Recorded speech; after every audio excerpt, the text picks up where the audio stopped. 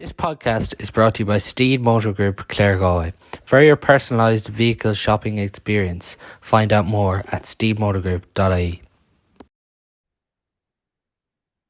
So, Happy New Year to all the listeners of the podcast. We're back. The inter-county season is approaching for the Galway Senior Hurlers and the Galway Senior Footballers as well. It's Walsh Cup and FBD League just before the National Hurling League and National Football Leagues gets underway. Do you get excited around this time of year, Mart? Yeah, I do. I do. It's a funny time from the in my industry anyway, working the job where you still feel kind of latched in last year, especially with Thomas is involved at the minute, and you're even planning for the two All Ireland Club semi-finals in the football this weekend. So that's still kind of preoccupying your brain, but at the same time, you're starting to look ahead to what's coming down the tracks, and definitely once you start to see, Sigerson and Fitzgibbon squads and start to a bit of soft talk about what's happening in different panels and different training things. It does get the pulse racing a small bit for what is to come. So yeah, you can't help but getting excited for the year. And I suppose also just from a Galway specific basis, this time of the year is funny. And I think I might have said it to you last year as well. It's the same every single year that for whatever reason Galway are a lot of people's darlings. I think I've heard predictions for all four Galway teams to win on Ireland this Yeah.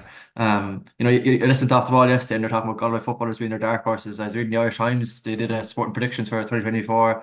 Within that, you tips for a double, Camogie and Hurling double. Malachy Clarkin, I think, said that he expects Galway to get back to the final and beat Limerick to stop the drive for five. And so, for whatever it is that you hear talk about, will there from Clare and Clonburn's run, will that have a bounce for the ladies, and were they very disappointed with the way that ultimately finished against Mayo last year? So does that this time of year is funny. There is definitely, for whatever reason, there's a renewed sense of anticipation about what is to come. So yeah, long story short, you would be excited for it, right? There's obviously a kind of excitement and giddiness around supporters because I think everyone around this time of year is just trying to figure out who are the new players, who's the players that are kind of going to make the breakthrough. Yeah, and that's the only natural part, and it's probably complicated as well by the fact that I think a lot of people, even clubs themselves, maybe are struggling to necessarily get a grasp on what is the structure for the football and hurling specifically for making a senior squad. You might get clubs might announce actually that they have lads, they've got a couple of lads involved with Galway, but they're probably finding it hard to differentiate what does it mean to be involved in the development squad versus what does it mean to be involved in the senior squad, especially at the minute when you're in a preseason block and it seems like there's a lot of mixture between both. So and that anticipation is probably a good thing. And I would say as well, Galway have been, I think they're conscious of that as a county about how much intrigue and interest there is in the makeup of panels. And you'd have to give them credit. Like last year, I think they were one of the only, I think maybe I counted two Division One teams who actually released, they definitely did it before the championship. They do it for the league as well. I can't really remember, but they definitely released a championship squad, every single player Yeah. and their clubs, and that I think that matters. I'm just looking on social media, but clubs seem to get a huge lift out of being able to celebrate their players and put them out there, and a bit of an acknowledgement of what is a great achievement in terms of being playing for your county, being involved. So they seem to be conscious of that too, that there is a huge degree of interest in that. And at the same time, then you've got the other side of it where there's also to talk about who's not there and how is that developing. And some of that has been put to bed long ago. Ian Burke obviously came out and spoke to my newspaper and just explained exactly the situation. So it'll all kind of come to this time of the year now, Paul, as a journalist. You start to pick and choose your battles, and you're trying to plan out I'm trying to plan out my next couple of weeks and what games I'm going to go to. And definitely the first appearance as Manners, whether it be a Walsh Cup or an FBD League game, is always a good one to be there. Not necessarily because of reporting on the game or what happens in it, because of what you'll ask the manager about after, or kind of tie down a couple of loose ends and get a bit of clarity around that. So a lot of this stuff will start to come out in the wash in the next couple of weeks. If we look at the hurlers first, because they're obviously out this weekend in the Walsh Cup in Duggan Park on Sunday against the losers of Laois and Offaly. That game's on tonight. It's a three-team group. There's a lot of excitement around the hurlers. Eamon O'Shea's been added to the backroom team. It doesn't look like any players have stepped away from last year. There's players that have performed well in the club championship that we've seen before Christmas that played in that Teddy McCarthy Memorial game. Yeah, So so there's a lot of expectation and a lot of excitement already around the Go Hurlers. there is. Yeah, probably there is and there isn't. I think I do think the nature of that semi final was a real sting for Mm. Galway and as I spoke to you about previously, the tenor of some of the conversation around the team and what exactly happened that day, and just to carry on that team. That's one I haven't seen. I wasn't at that the Teddy McCarthy game in Parky Creeve, so Henry obviously did media after that game, but I wasn't there. The only time I've seen him since, I'd say, is I think I caught a glimpse of him. I was at the Old Firm now last Sunday for the Celtic Rangers game. I'm pretty sure I caught a glimpse of him, but I certainly wasn't going to go bother him with that. So I'm looking forward to asking him about that specifically, about what exactly does he think maybe went wrong, especially in that second half, and was he anyway conscious of the criticism and maybe the lad's spirit or character that they bend? Because as I said to you previously, I think that that criticism has no truck. I just don't see any evidence that that's what happened that day. I think it's kind of I think a lot of that I think is actually lazy analysis. Um, it was very interesting to me. You look at what happened that semi-final. You look what happened to the final. Very similar thing in terms of how that game started, how it spun, how a team came on top of their puck out, what happened in the second half. But how many people were accusing Kilkenny of lacking stomach or heart or not sticking in? You know, it's interesting when you draw the comparisons between the two. But so that I think that, and I would say that banked a lot, and they'll definitely be trying to learn from that. And then on the flip side, you've also got I think a bit of added intrigue maybe around a couple of things. David Burke's what did for Thomas's against Ballybunner, I think suddenly you're thinking, okay, there's a real future here for him on a similar team. I'm not sure everybody was convinced by Tree last year. You saw TJ Brennan play there against Cork. I actually thought did pretty well. Uh, he's going to have a Fitzgibbon campaign now starting in the next couple of weeks with UL too. But the other one then is how Finton played that day, and suddenly you're thinking, okay, like there's a bit of kind of the irony is what we're going to say here for the footballers might actually apply to the footballers. What exactly going to do with Tree? What is going to happen in midfield? Some of that is injury dependent, and what's going to happen on their inside line? So yeah, Imre addition can only be a benefit. Johnny O'Connor is in there as well. It sounds like he's already making a stamp and kind of doing things slightly differently.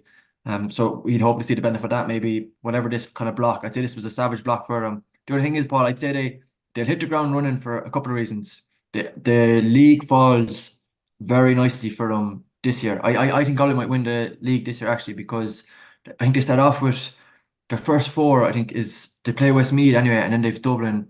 Their last game is Limerick, so I guess they're going away to Tip Antrim and Dublin. second.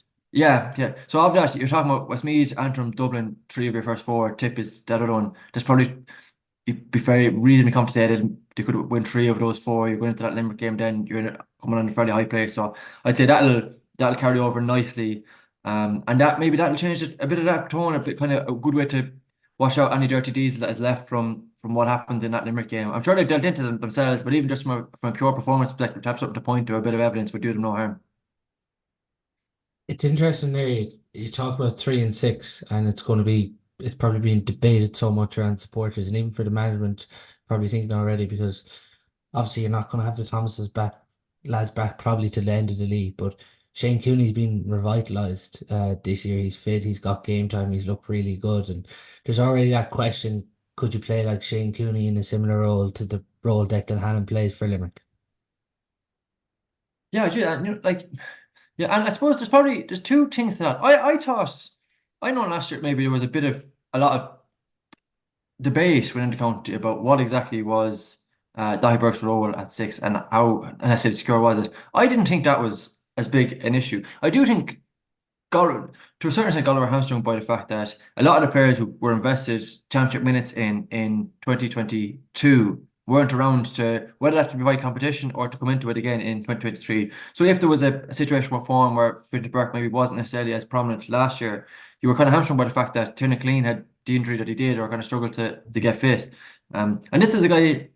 Uh, we did a thing in the Examiner, the 24 players to watch in 2024, and we did for hurling and football.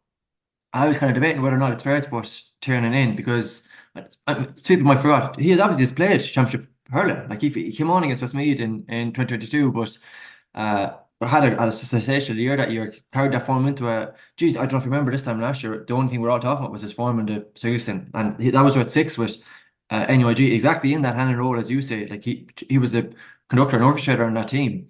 And then all that kind of bank of really good work doesn't get to come to fruition because he kind of struggles with fitness, and it ends up hamstringing you a small bit that way. So I think from that perspective, you're kind of trying to you cut your cloth to what you have. The fact that now Shane Cooney comes back into the reckoning, I definitely think Finton comes into the reckoning as three. You still have got, McInerney and Dahi aren't going anywhere, obviously. So you still have got great options there too. You add into the fact the likes of TJ Brennan, guys who we're starting to see, Alex Conner, who's been around the setup, who will, I'd say, get a huge amount of game time. And Henry is pretty good for that. I don't think anybody could necessarily accuse him of not trying the panel and trying to see what's out there. You saw the minutes he gave to McLaughlin and Collins last year, and I thought it was great to see that Cork game decides, okay, 2 year back, you're starting inside in the inside line here with Greg Thomas in this that he's very clearly is trying to get that development in over a span of time. You know what I mean? Get the minutes into those guys. So all that is about developing options, Paul, and that's I think the nature of hurling now. You can latch on to one little cog and think, okay, that's the way forward, and then Declan Hannon gets a very serious leg injury and is limping around after a Munster final, and you end up having to adapt and bring Will O'Donoghue back. Rather than trying to invest in one project and that's going to be our future six or that's going to be future three, I think this time of year it's just about getting options. Like spread your base as wide as possible, get as many players to the level, and then afterwards you can pick and choose around how whatever way you want. But that's the way I would look at it. Rather, I don't think you can invest in one specific player is going to be your answer in this specific position, rather than just trying to spread it as wide as possible. If even if you look at that Cork game, Keenan Fatty was deployed in the half-back line, and we've seen him play there all year for Ardrahan in the club Yeah. championship, and he looked, he could say at stages he nearly looked more comfortable there than the half forward line. Yeah, it was probably that again. I think that was going back to what I was saying a second ago. That was probably dependent on circumstances too, and that I think Keane Fahey's probably is more impactful, especially in club hurling, because of what he has on the edge of the square. When you've got monsters who just stick the hand up and claim a ball, and also his work rate is incredible. Like, geez, the amount of ground that he covers. I remember Anthony Nash telling me after the Henry's first championship game was against Wexford, I think, in Wexford Park, and he was on the line. No, but maybe this is 2022 actually. But anyway, he was on the line, doing the sideline commentary for Sky Sports when they still had the commentary, and the player that Henry was most on the case and most talked as that game going on was Keane Fahey. That was who he was in his ear for the entire game, trying to get him exactly what he wanted, that kind of up down, that like relentless work rate. You actually saw then he probably took a step forward last year and became, especially when Conor Cooney wasn't in the team, became the primary puck out option. I think the vast majority of puck outs against Limerick were down on top of him, which I suppose was a great thing until it wasn't a great thing and it came against him. So that he has that kind of adaptability. He's in Savage, Nick. Like, he's physically, he's probably at that kind of top tier level now when you consider it's county hurling, and that's probably something that I would imagine that's something that they're trying to invest in now, that with Johnny Connors there, he wants to make a stamp, he wants to drive them on, and that sort of thing. And I suppose on the flip side of that too, it's funny, I'm not going to give away any state secrets here now, obviously, but I actually got to see the hurlers train there recently, and you got to see a couple of things I thought were good to see. Johnny, his section of the drill, he ran all that, just so the boys were over on the pitch, but they also had the Thompsons lads were just there, just doing their own bit of testing on the side. And so there was like but in the heart of, like, when they're doing the physical side of it, Johnny's in the heart of it. He's Johnny O'Connor, this is now, he's in the heart of it. He's drilling that totally. When they're doing the hurling side of it, Eamon O'Shea was in the heart of it. He was drilling that totally. And you would trust in the experts they have there that, you could see that bank of physical work. We'd hopefully see that now this year. Maybe that was an issue that some people identified in that Limerick game, for example, that they probably weren't physically able to compete the same way that they would have been previously. You talk about their style of play. It was all short stick work. What I was seeing was all calm on the ball, composure, working it through the lines, stuff that we probably didn't see enough of in that Limerick game. So these are, rather than the character stuff and all that kind of nonsense that we heard afterwards, they're two points you can point at. That's evidence. That's stuff we saw from that game, and now it seemed to be they're going about fixing it. You've got two additions there who seem to be going about tackling the two things there. I think that's a positive. Management is not a good versus bad thing. This stuff happens on a scale. You have to kind of evolve over time, and that seems to be what they're doing. It's probably one thing they're probably targeting to get at early because if you look at when the Fitzgibbon is going to be thrown in on top of this with the hurlers this year, like there's a huge amount of Galway hurlers that are going to be playing Fitzgibbon between the Galway colleges, the Limerick colleges, and there's even one or two playing with UCD, Michael Walsh and John O'Shea. So they do need to get at it probably earlier than some other teams. Yeah, I know there's a couple of things to that. Like there's positives in it in that I think I checked this yesterday. Does that in that NUIGT or University College Galway now? That's Fitzgibbon Galway team. I think they've only got two players outside of Galway on their Yeah. panel, which is remarkable. And what like Charlie Mitchell is one of them. Your man from Kilkenny is the other. But so like two fine hurlers. But that I think it's a real testament to the county. And and one thing you would learn, Paul, especially in this industry, there's always conflict between intercounty managers and college managers. It's an inevitable thing. It's always there. And maybe sometimes they're reluctant enough to go public about that stuff, but you would learn as you go into games, managers will make it clear who's playing ball with them and who isn't. And I have to say, what you'll hear about Henry is that he's very, very progressive around letting lads play Fitzgibbon. I actually think Jamie Wall has said on the record that the only intercounty manager who contacted him last year was Henry Shefflin to ring him to talk through what is going on with players and that kind of thing. I think that's a kind of a huge positive. Personally, I think a lot more managers could learn from that. But that goes back to your point earlier. Because of that, because you want to be progressive about it and you want to let lads play, you are inevitably going to have to spin a lot of plates here.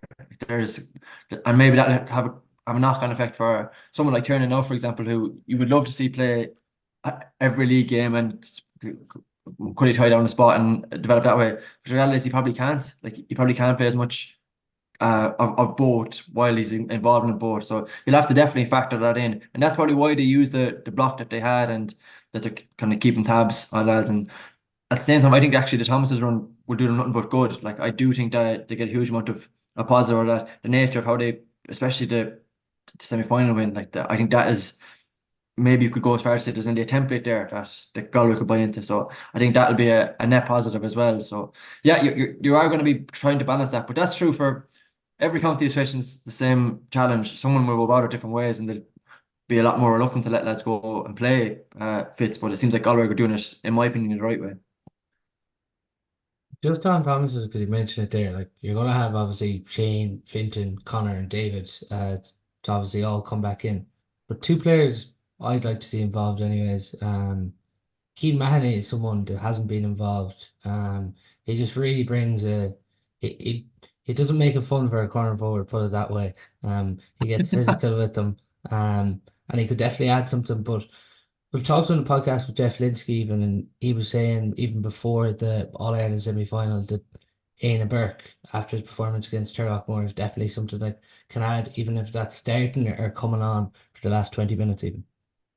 Yeah, and like apparently Sonny has been. I'd say I'm not going to say I'm new here. He's been in and around the setup. He's definitely been in their thoughts before. I have to say, like the thing that really struck me about in his performance the last day, especially, was I think he embodied what Thomas did in that game. I thought was really clever, and you win again in penalties. You don't want to get into pure hindsight analysis, but I do think I'd say their analysis for that game was excellent in terms of conceding. They let that short puck out go. They let if Stephen O'Keefe wanted to hit his full back line, oftentimes he had no other option but to hit his full back line. They were kind of conceding that back. And then they decided as soon as you come into our zone, into the 45, we're going to savage you. We're going to hit you with vengeance. We're going to keep our six defenders in spot. So rather than get pulled and dragged all over the place, we want to have kind of that set structural defense and not go man to man and let them Ballaghan do what they do, which is end up kind of running you ragged, pulling you wide open. Now they still work hard for the two goals, but by and large they did that very, very well, I thought. So going back to the idea, that only works like that. You can only get away with that if you're tackling, especially high up, you're tackling high up has to be with a vengeance. I mean, you're kind of pushing the line the whole time, and there's been a lot of talk about the refereeing for this game. I personally, I think that gave the reason that game was as good as it was is because of the refereeing, the way it was refereed. I thought that criticism would really annoy me because if your alternative is we're gonna have a free fest, it's gonna be blown every 100 minutes. So I think you have to have that small bit of leeway, and it's what makes the game what it was. And Aina embodied that. Like Jesus did. whatever about anything else, just his work rate, his tackling, his stand ability. Now he pushes the line as they all do. He probably he loves the hook. It's I think Limerick get accused of this as well, kind of hooking the free hand while you're tackling. So you're really pushing the boundary there, and there will be referees who pull you for that. But that stuff I think is invaluable, and that's maybe it's not so much what he's doing at the other end of the pitch as what it does for you out of possession.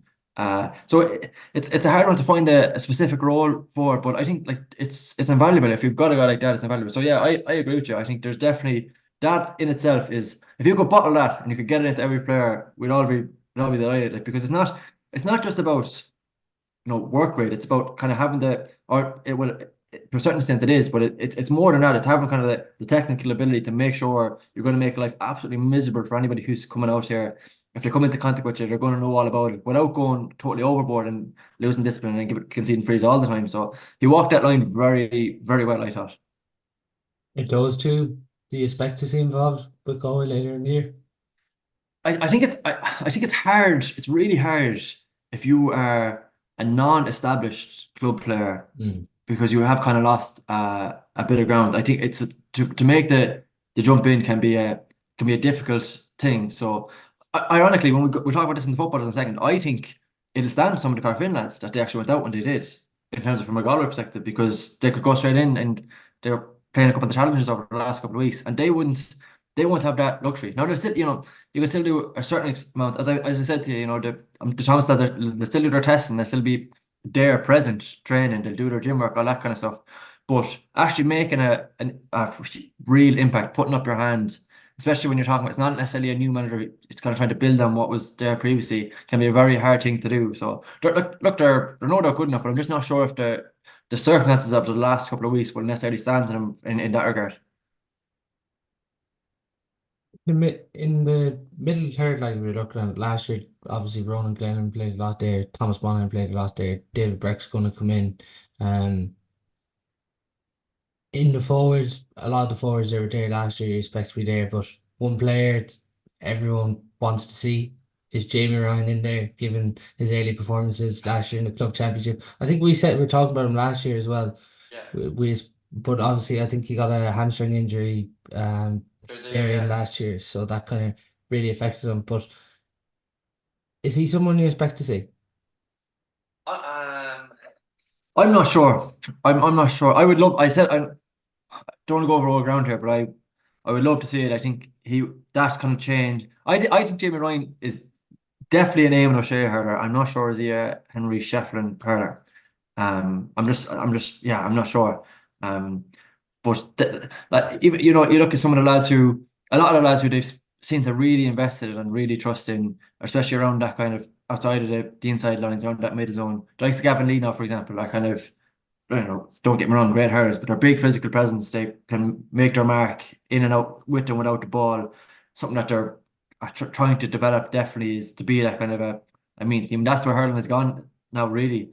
And I suppose everybody is there are these while they're the top dogs, everybody's looking at Limerick and how do we compete with them. And to a certain extent, it feels like an arms race. You look at you hear some crazy stories about other not Galway now, but what other counties are doing with regards to midnight or 1 a.m. trainings and all this kind of stuff. But it is. I think a lot of this is like a physical thing that we're going to set the tone. We're going to try and match them that way. Now, as I said to you previously, I'm not necessarily sure if that actually is the answer. Right? It might actually, rather than going pure physical, it might be a technical thing. But in that sphere, you're trying to strike that balance, and I'm just not sure if that's where that. The thing I do think because of the nature of that league and those, as I mentioned, you've got three pretty winnable of your first four. You would hopefully see a huge amount of players get involved and get their chance. So whoever puts, if like, what I all I kind of hope is that the likes of Jamie or maybe a couple of other players that were earmarking here that the likes of Tiernan would get their chance, and then afterwards, whether if they're taken or not, it's the onus is on the player there. But if you'd hope they might be to get the shot winner, to get the opportunity to play a couple of games to build on it, and fingers crossed, then that leads into a championship. And even that, it's not experimentation. That's not what I'm saying. But that rotation will carry into the Leinster Championship because of the nature of that as well. You will see. You would. I think. I remember in Henry's first year, I think he only used kind of 19 different starters. That figure bumped by 4 or 5 in a second year, I would actually expect to see a similar thing happen again now. Like I think that you will start to expand that out. That goes back to what I was saying earlier, but it's just all you want now is more options. Like if you can do that, if you can make your life misery to pick a team, I think you're doing your job right. I'm probably going to sound like a bit of a broken record here now, but anyone we've had on the podcast where we talked like last year about 2024 said like for the start of the year goal, I kind of nearly need to forget about the All Ireland. They said it's absolutely vital to win the Leinster. And when you Yeah. consider what happened last year, like I think that's the most important thing of 2024. But I think it's twofold for that. There's the silverware element and like there's a couple of things here. Like Galway's record in Croke Park is awful. Like geez, it is since in reality since the All Ireland it has been desperately poor. And you've got the psychological baggage of everything that went on with the first Leinster final and all that handshake nonsense and all that kind of thing. And then the psychological damage of the way that last year's Leinster final finished. And a really simple way of putting that to bed and just making sure it's buried, it's not going to carry over, is by winning a Leinster title. I definitely think silverware is starting to matter now. Not necessarily, ultimately it's all about one cup, but just from a reassurance perspective, know you're on the right path, that you even just a very simple thing, okay, we have clearly achieved more than we did last year because we got over the line here.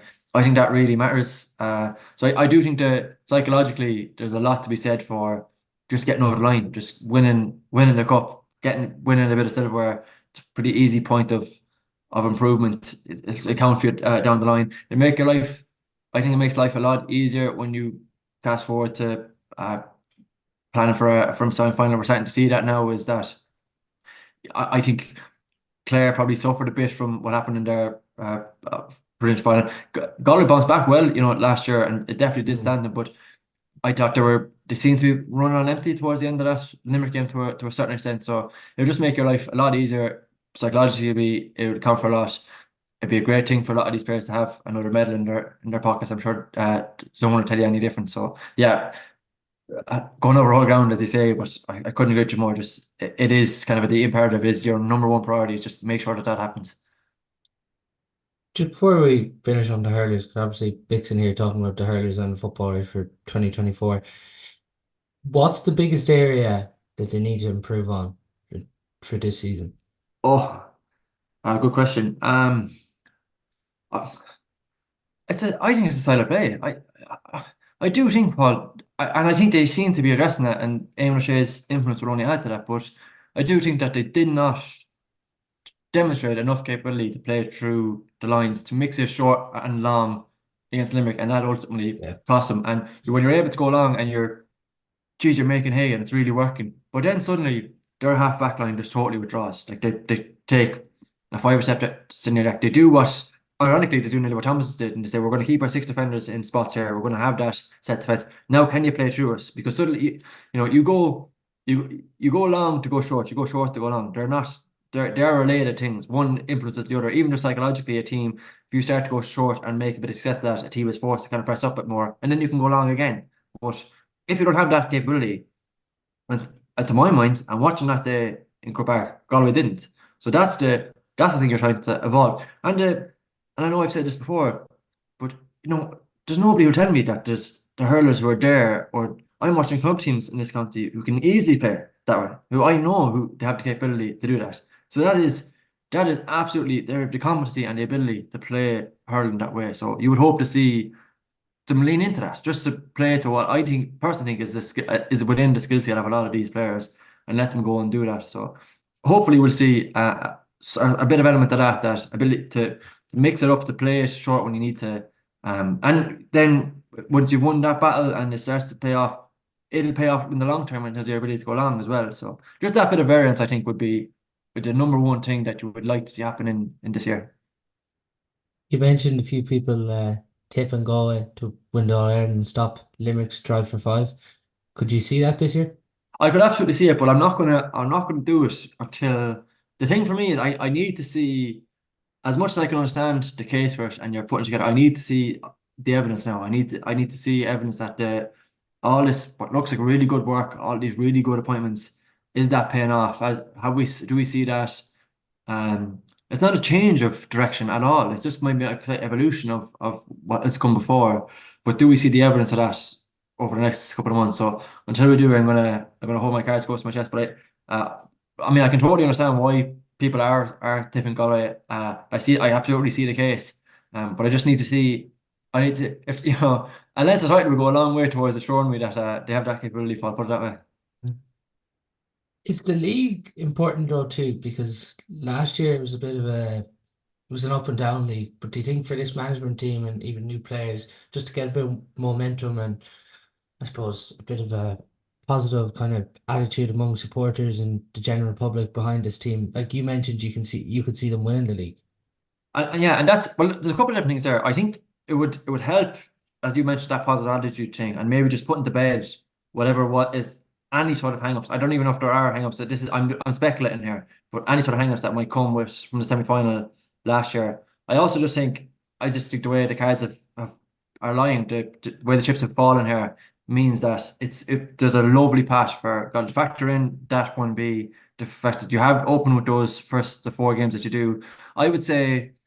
I think a lot of teams will do a lot of stuff in hindsight and you attach one to the other. But I think if you really drill into it, I wonder will Limerick approach the league the same this year as they did last year? Because maybe this is forgotten or it all comes out in the wash at the end of the year. But the way they started that Munster Championship was not convincing. And all the talk with her prior to that was that the players themselves had been mad keen to go hard for the league, to push, to do big blocks there, to make a statement, go and win it as comprehensively as they did. Be very interested to see is do they double down on that? Is that something that we see again? I'm not so sure. So all that taken into consideration, I think there's a lovely path. And look, and also Paul, that's everywhere matters. Like I can still remember Galway were by certain like journalists who I'd have a lot of time for. Galway were criticized rightly were like criticized heavily for celebrating the league final the year before they won the All Ireland. That's like who did I think they even did they might have done a small kind of homecoming thing. Maybe David Burke had called into a club on the way home or that kind of stuff, and pictures had come out. But they got a bit of criticism, a fair bit of criticism about that. And I couldn't disagree with that more. I think silverware matters. That's how you get people interested. That's how you get supporters on board. No matter what you say, it's a bit of added intrigue. A day out in a final, all of that stuff is relevant. So I'm not saying it's not totally irrelevant, and it's not the most important thing this year. Obviously, it falls down somewhere in the middle, but there is significance around a league title if there were to get one, and more so in terms of what it does for you bouncing into a championship afterwards and putting to bed any sort of lingering negativity from 2023. Yeah, so it's the seventh this weekend for Galway, and then it's the 14th. So they play the losers of Laois and Offaly, and then whoever wins that, they play them the following weekend. If they advance there, they're out on the 21st in the semi-final of the Walsh Cup. You made one or two references there to footballers. I was listening to Off the Ball, similar like yourself, and you're nearly, if you're a kind of Galway supporter, and I suppose there's a lot of hype generated last year among the team that they were All Ireland favourites for some people a lot of the time. Then you're kind of looking at and going on last year, it's kind of the last thing really you want to be hearing as a Galway supporter.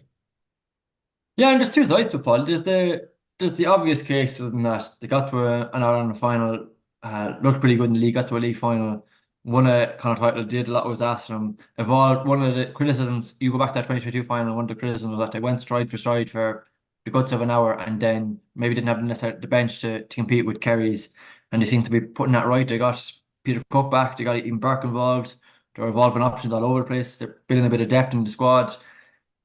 So you can absolutely see why a lot of teams had their eye on them last year, and that would carry into this year. You can also see the other side. I'd say there's a lot of frustration, maybe north of the border and places like Mayo and that, where they'll say, we've played every year since whatever it was in '98. We've beaten Galway in knockout championship games. When it matters, they haven't delivered. The wheels fell off very, very quickly when you go back to that day in Carrick on Shannon, and they flattered to deceive a week later. So I can see why it would rub people up the wrong way that Galway are being tipped. I can also see why people are tipping them. I probably fall down somewhere in between. I think they did a huge amount right last year. I think the lesson of last year's championship is to do what Galway did, and it's that the only thing that matters is winning. You know, winning is a habit. They tried to develop that in the league, built it to the kind of title, and that the great what if of their season is that day in Armagh, and I still think they left them off the hook that they not just the free at the end, but they missed the penalty. They had some huge amount of chances in the second half. Even the way they were trying to close out the game in terms of keeping the ball, and gave it away to concede the point that ended up doing them. All of that I'd say will haunt them. So, and then you're spinning into a game against Mayo, and you're carrying the injuries that you were carrying. Sean Kelly is hobbling around. He said since then that he probably shouldn't have played. You missed a really not simple, that's totally the wrong word, but a really bright or promising goal chance in the second half, and that game gets away from you. So I'd say there's a lot of regrets about the way that year went, but Portray said it. I remember talking to him in Preseason after that game. It's another sob story for Galway. He's not putting any truck in the idea that, oh, what ifs or that they come so close. And I'd say that's what he's trying to write this year. So I can absolutely see why teams are tipping them. I can see why there's a bit of frustration about the fact that they're being tipped. I probably fall down somewhere in between. My biggest takeaway going into 2024 for the footballers would be that they need to find more scoring forwards, because if you look at last year when Shane Walsh obviously wasn't fit, he was in a boot, you mentioned, and Damien Comer then obviously just struggled with injuries. But like that game against Mayo, they really seemed to struggle for scores. Is that the biggest thing they need to find this year?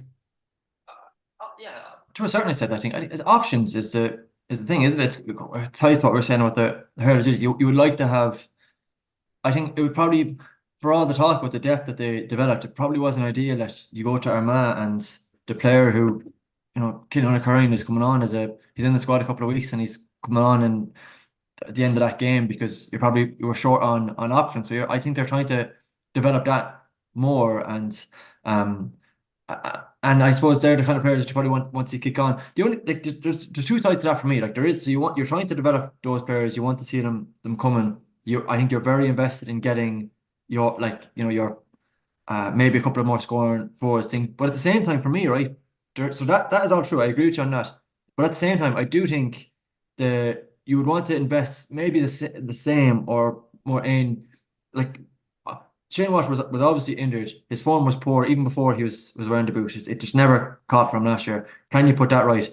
Damien Conan was haunted by injuries last year. From that time he went down against Roscommon, the second or Yeah. third league game in Per Stadium, but never got a clean bill. And so for me, ironically, and I know some of the stuff is out of your hands, I totally appreciate that. But just from and they have got some of the smartest S&C people in the country are within Galway. So there, and from a medical perspective, you would have an absolute question about that. But is there something you could do to make sure that the lingering injuries, that was the one thing for me, Paul, and it was a frustration during the club championship for me as well, is that I'm thinking I might have said it to you after the semi-finals that you're looking around, you're saying, and I was looking at players who struggled all year, and I'm saying Jack Lynn still doesn't look right to me. Killy McDade obviously wasn't right. Sean Kelly still obviously wasn't right. All of the same issues that you were carrying during the club championship were carrying into the intercounty championship, carrying into the club championship. So can you get that right? Can you make sure that Sean Kelly gets a clean bill of health? Can you make sure that Damien Homer gets a clean bill of health? Killy McDade, like even before the leg, he still was struggling. It sounds like it sounds like right that maybe Jack Lynn is still struggling a small bit with things that are going on. This is a long I think this is going back to the start of the league. We saw very little of Patrick Kelly right up until the end of the club year. So can you get all that stuff right? Can you do absolutely everything, your maximum, to invest in that? As well as I agree with you on the options thing, but I would just love to see those players get a clean run of health, and I think that would have got in a very good place. Who do you think can be those scoring forwards to add to go in attack? I know I feel like I bring him up every time I go on the podcast now, but I like I'm a huge fan of Kieran McCurry. Like there's no getting away from it. Every time I see him play, going right back to before the 20s year, we played him in a Comortis game. He kind of single-handedly swung that game. We were beating in extra time. Carried that form I thought into the 20s.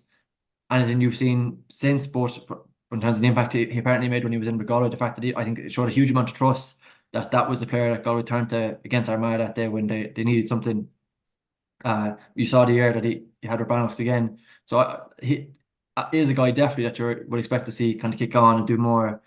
Beyond that, you've seen a lot of a lot of kind of I think a lot of the Carfin lads, the likes of Jack McCabe has played a couple of the challenging. They're Galway are playing NUIG in a or UCG. I'm going to do that. I said I'll make that mistake a lot this year. Um, but they're playing them in a couple of challenging games over the next couple of weeks, and you're seeing like, a lot of those Carfin lads involved. So we saw, especially against Ballina, wasn't it? Ballina Stephen, the kind of semi-final that he really caught fire and kicks a great scores. So can they take a jump and come in and make their mark? But I think it's the likes of those you're trying to get involved. There's lads who are around the panel last year, likes of Jared Avern and stuff. You might want to take a jump. There's a couple of right good wing forward options. Maybe lads from that development squad that you want to see take a step up. Going back to the team of injuries, Tom O'Connor has just been like he's been haunted. Like probably never really got a clean run of it last year.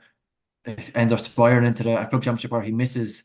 Like fairly cruel. Like you're going into a quarter final, but he misses that game. You lose by points.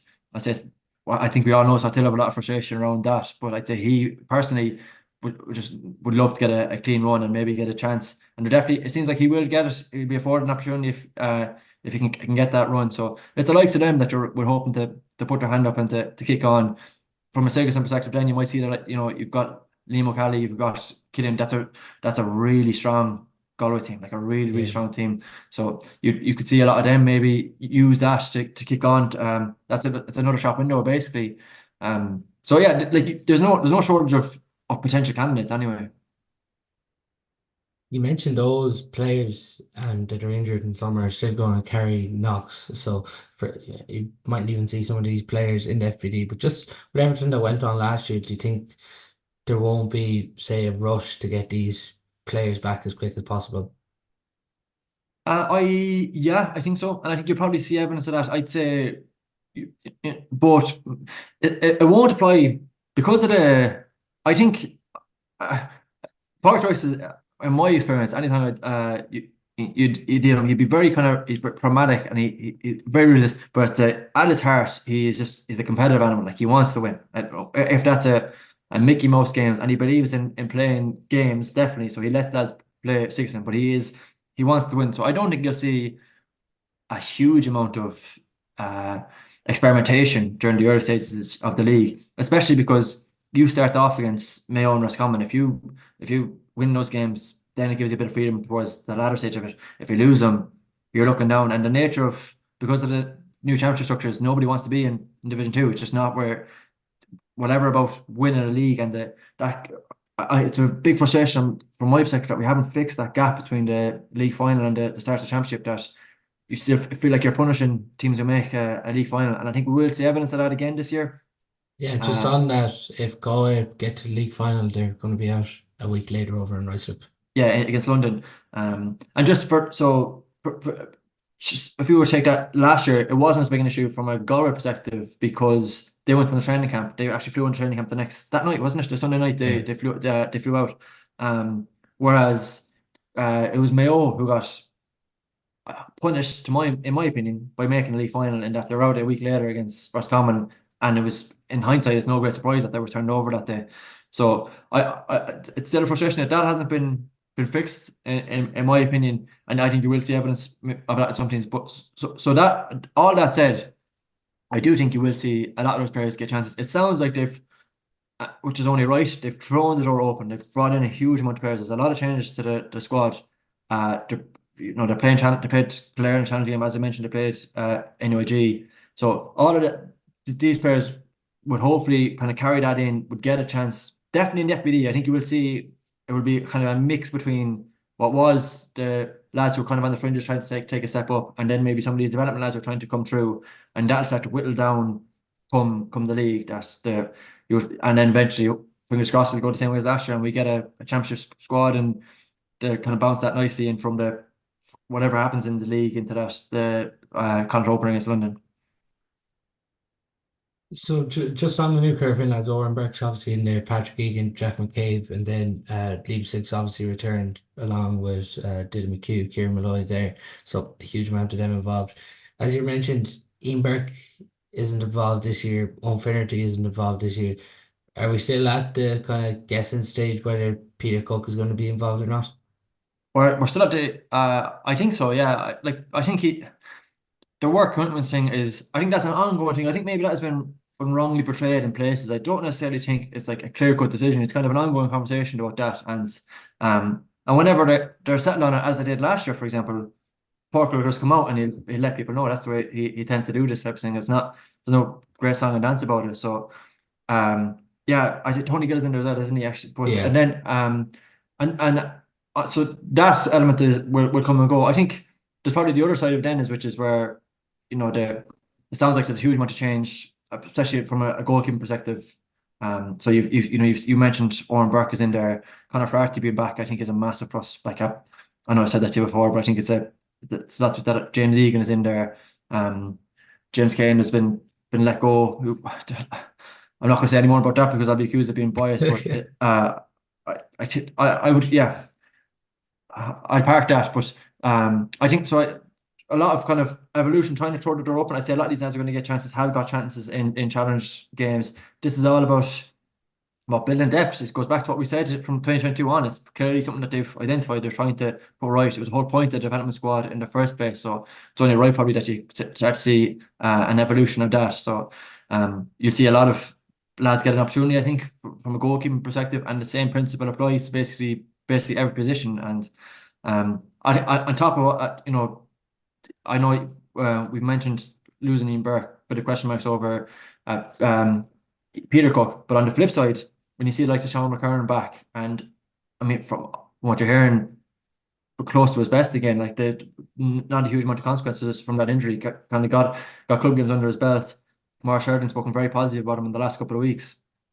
I think that's a massive benefit, and it kind of gives you just an option there. Three, maybe if you want to get John Kelly a line or two further up the field, you kind of have that freedom now.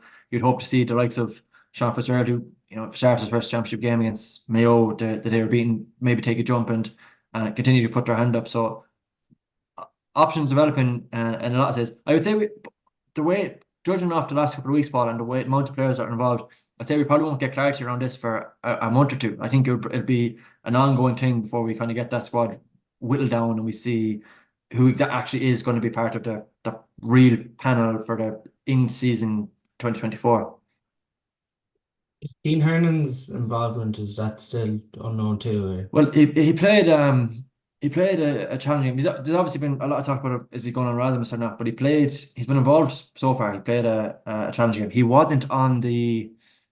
He's not involved with the Sigerson team. He wasn't named on that panel, but James McLaughlin was. James McLaughlin wasn't named on that panel. Another guy, there was a bit of talk whether or not he was going to go on a Erasmus yet. So I think a lot of stuff is open door is the wrong word, but I think a lot of stuff is an ongoing conversation. Like I think it's something that they're tending to work through, and maybe that's why. So I can understand why there was frustration when we weren't getting league or championship panels, and you want to know who's involved in the county. And I think it's only fair to supporters, really, in my opinion, to do that. At this time of the year, I can totally understand why there's a bit of confusion, a bit of unclarity, because I'd say that's the reality. There's lads still trying to tie stuff down, to work things through, all that sort of stuff. So I can understand why at this time of year we're still in the dark necessarily about someone like Peter Cook or whether or not Keane Hernan is going to be around, that sort of thing. That stuff will be. I'm sure there's a lot of journalists planning to be at a FBD game soon to ask Park about this, and in his own time he'll confirm it when he sees it fit. What's your view on games being played in the dome? From as in how applicable it is to later in the year, or just in general?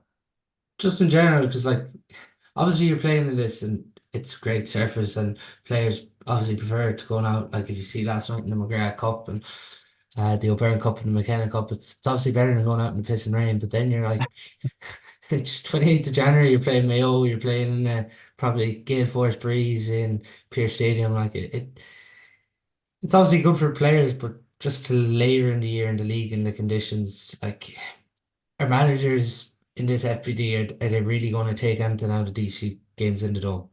Yeah, like in my opinion, I understand why there's excitement about these games. I'm sure there's a lot of people planning to get tickets or the stream it.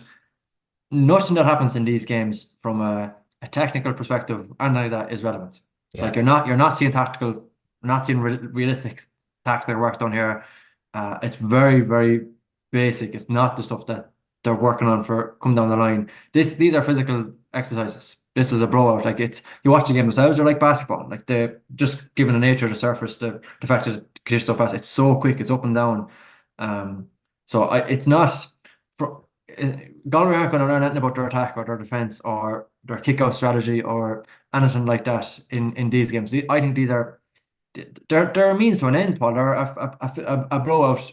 Uh, Personally, I'm not huge on preseason competitions. I think we could definitely get rid of them. I appreciate that there would still be games happening anyway, that managers are going to fix challenges, but they can do that in their own time. There's not maybe the same focus or spotlight on it that there would be the likes of clowns like myself can speculating about performances in these games. That wouldn't happen if there were challenges. So as an exercise in what's coming down the tracks from a football perspective, you're getting very little, and they should be taken in that regard. You should view them in that context. But they are physical outlets. There's the element of where players might put their hands up in them, and that will then lead up.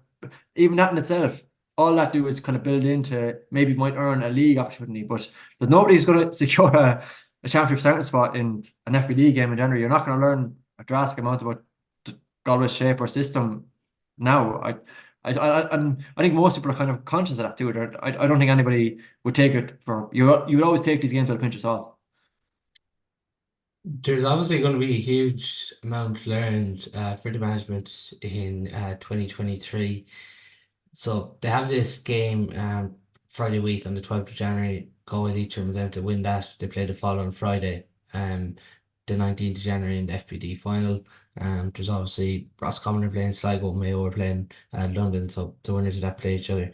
But then the 28th of January they play Mayo, and then a full round of fixtures go right through to the 24th of March, and then the league final on the 31st of March.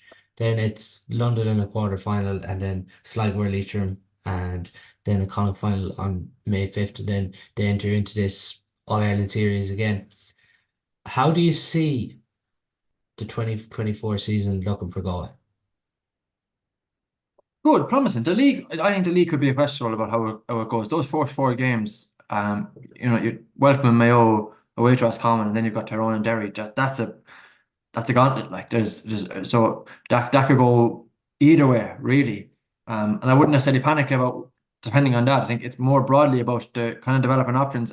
All that like kind of lingering stuff from last year. If you could put more of that to bed, I think you'd be more encouraged. If you could see the lads we've mentioned, Rob Finley is somebody we haven't talked about. Again, another fella you'd love to just see get a bank of form. He he's a class apart. When you watch him with Sawtill this year, it would only add to your frustration that he just couldn't get a.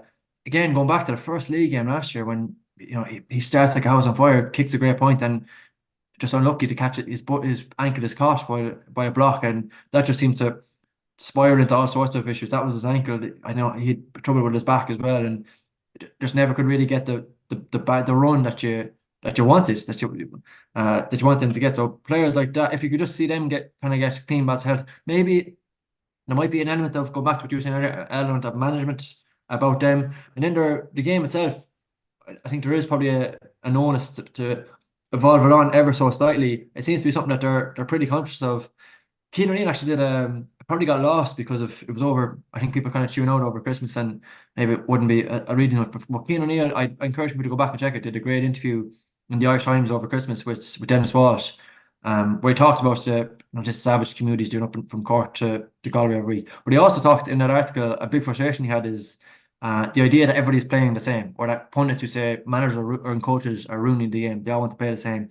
And he talked about the training drills they're doing with Galway that night, the night that he was doing the interview, and made it very clear the entire emphasis of their session was attack and counter-attack. That was what they wanted to play. He actually said in an article they would rather play teams like Kerry, Dublin and Mayo because they actually have the ability to demonstrate that that's the way they want to play. So hopefully we'll see that kind of lock in this year. I definitely do think there was games last year, the round robin game against Tyrone, especially when Tyrone went down 30 men. We would just like to see them put the foot down a bit more, like just a bit more kind of aggressive when the opportunity was there to take it. So hopefully we see evidence of that. I think there's a lot of scope to see maybe a bit of adaptations. We're still not necessarily sure What are they going to do from a goalkeeping perspective? What are they going to do with three? What does that necessarily mean for Sean? Who's their inside line going to be? You've probably got, you've got Shane, Damien, and Rob, but all these, as we mentioned earlier, you want to see those other options maybe get opportunity, and can they kind of force their way in? So there'll be a bit of evolution that way too. But they're in a very good place, Paul. Like a huge amount of a bank of work they're doing, a lot of consistency with their makeup of their back room, lads staying involved, all that sort of thing. So you would hope to see that kind of build nicely for the back end of the year, and maybe wouldn't put as much stock in. I know they will, because I think that's the way PJ is wired, but I don't think it's their season won't do or die. In the same way, from a hurling perspective, I don't think not winning a Connacht title would be a sucker blow for this Galway team. I think they could very easily kind of keep going and make their mark later in the year. Just before we finish, Mars, who are three players you feel that can make the breakthrough for the footballers and herders this year? For the okay, I'll start with the hurlers. I'll say I for me, turn it clean for me. Like I'm gonna double down on that one. I think I know physically he doesn't strike as much, but I do think Liam Collins is someone that they really like, and he's such a outrageously talented hurler that you'd love to see him maybe kick on a bit more.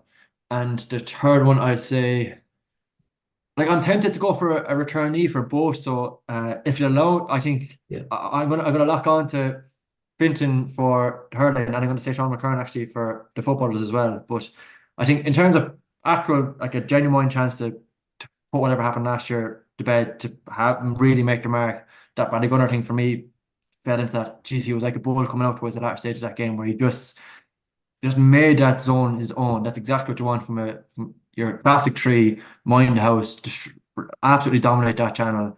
Anybody comes into you, you're going to monster them. So I'll say Fintan from the football. I think Sean McCurran back is, I think, is a player who is very unlucky with injury, but I think given our maybe lack of alternatives there, and maybe the promises that he was made in terms of or not the promises, but the way it was looking in terms of getting game time from a league perspective, I think Sam O'Neill could have a big year. I know his brother Jack is involved now as well, and again that goes back to the idea of kind of feeding midfield options. But I just thought, coming off the back of twenties, he was absolutely excellent. Was involved in the squad. I for a lot of James's games, I thought just looked, he was like on really sodden pitches with hopping off the ground. So I think what if Sam gets back over that knee injury and gets a bit of league game time, you could see that kick on nicely.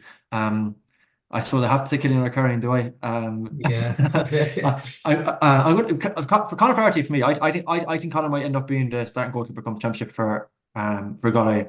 Up until that Roscommon League game, he was absolutely flying. His kickouts are excellent. I don't think it's an issue that he's not pending goals for his club, actually. So I can fully see why that might kind of kick on, and you'd love to see him evolve that way. But you like, the great thing is you've no shortage of options for both. Like, there's easy players who you go. I've given you four there now, so I'm going to have to kick out somebody, and I'm definitely not kicking out Killian. So I'd say, um, Just on Conor Flaherty before we finish, do you think the fly goalkeeper, like we see, say for instance, like some teams play it, but it's not necessarily a fly keeper, but like Owen Lynch's role for Derry, I think that's something we could see Conor Flaherty play. I don't think it doesn't seem to be the thing that Galway put a huge amount of value in. They might come out and get involved and be an outlet if they needed it, but not to the aggressive levels. We just haven't seen. We've seen very little evidence of that's something that they want. And look, I know I'm going to be accused of being biased here, but I analyze every single game in the Galway Club Championship last year. I'm watching all these players. That's what James Kane did. James Kane was involved. He'd over 20 possessions for Barron. There was no evidence based on his club form that he shouldn't be back in with Galway if that's what they wanted. Like, his kick out retention was absolutely off the charts. He was involved in possession a lot more than a lot of other groups. So if that's something they're looking for, I presume you keep a guy who was involved for 2 years there and give him an opportunity in the league, maybe to demonstrate that. So it's clearly not something that I think looking at the key goalkeepers they brought in, to me, Paul, and maybe this is the thing that will encourage other people. The thing they're putting a lot of stock in their goalkeepers is a boomer of a kick out. Do you have like an Oran Burke kind of cannon that can get out around the middle? That seems to be something that they really put stock in. So I think Fla does have that. Conor Gleeson has that. A couple of other lads who are involved do have that. So I think that's maybe something that they're trying to put stock in, and that's what we'll see more so from their goalkeepers, that they'll go hyper aggressive. We'll see them going long on a lot of their kickouts, and trying to maybe dominate around the middle. So that I think that's more so what you see from your goalkeeper rather than the. I don't see. I think we would have seen more evidence of it if that was something that they were going to, and it would be such a drastic pivot on what they've done previously. I don't think they'll go to the same as aggressive as a Roy Began or an Oran Lynch anyway. Yeah, it's good. It's going to be interesting now to see what players we're going to see involved. But that's all we do have time for on today's podcast. Thanks very much for coming on, Marsh.